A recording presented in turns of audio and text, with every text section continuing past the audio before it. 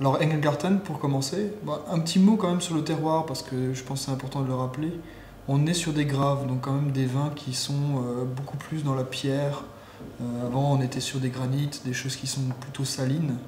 Ici, on va vraiment dans la pierre, dans le minéral, dans la pierre chaude.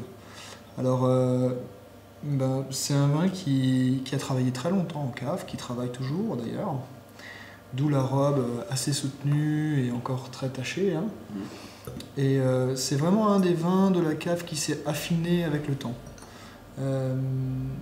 Et d'ailleurs, c'est toujours un des vins de la cave qui prend le plus de temps à s'affiner. C'est celui dont on voit le résultat le plus tard.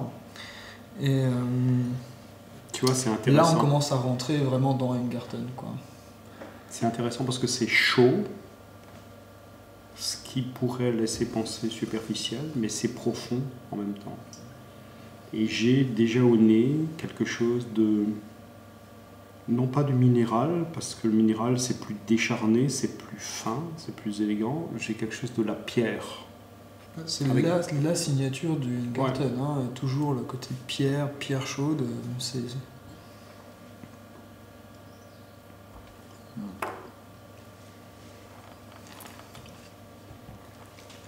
Celui-là, il me bluffe vraiment. Parce que c'est un truc que je me suis éloigné parce que ça commence à me faire peur. Je lui ai lâché la grappe pendant 3 mois. Et puis il fait son chemin, et je trouve qu'il s'approfondit et il se tend. Et j'ai vraiment de la vinosité qui apparaît, qui est mélangée comme ça, comme un espèce de substrat avec la pierrosité, avec le galet. C'est vraiment ça. Et c'est assez impressionnant parce que ça sort vraiment comme ça depuis à peine un mois. Hein. Ça commence vraiment à venir. 0 sucre à la fin. C'est plutôt de la puissance. C'est un vin puissant, hein. C'est assez costaud comme profil. C'est quelque chose qui est absolument réalisé. C'est aussi un vin, finalement, 11, les vendanges étaient en 2 parties. Hein. On peut dire qu'il y a une partie au départ qui était assez, on va dire, plutôt froide ou plutôt, un peu stricte. Où on se demandait tous ce qu'on allait faire pour la suite. Et puis au milieu, on a basculé dans des choses plutôt chaudes, avec du vent, qui ont desséché les raisins.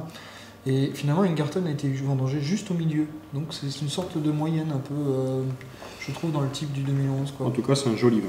Joli vin. D'ailleurs, tu as remarqué, regarde, il s'éclaircit un peu. La nuance légèrement rosée disparaît. Et ce sera un très très beau vin. Ça, vraiment, c'est joliment vinifié. C'est un super truc. Bravo.